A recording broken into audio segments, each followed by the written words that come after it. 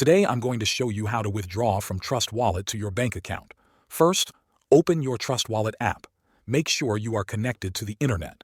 When the app opens, look at your wallet balance and choose the cryptocurrency you want to withdraw.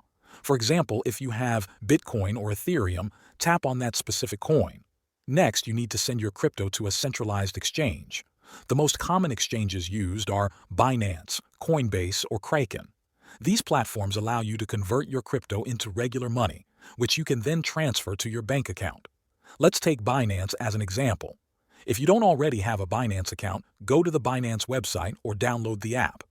Once your Binance account is set up, go back to Trust Wallet. Tap on the crypto you want to withdraw. Then tap the Send button. You will need the wallet address from your Binance account to send the crypto to. To find this, open Binance, go to the Wallet section, then tap Deposit. Select the same coin you are sending from Trust Wallet. For example, if you are sending Bitcoin, choose Bitcoin. Binance will show you a wallet address. Copy this address. Return to Trust Wallet and paste the Binance wallet address in the Address or Domain field. Enter the amount you want to send.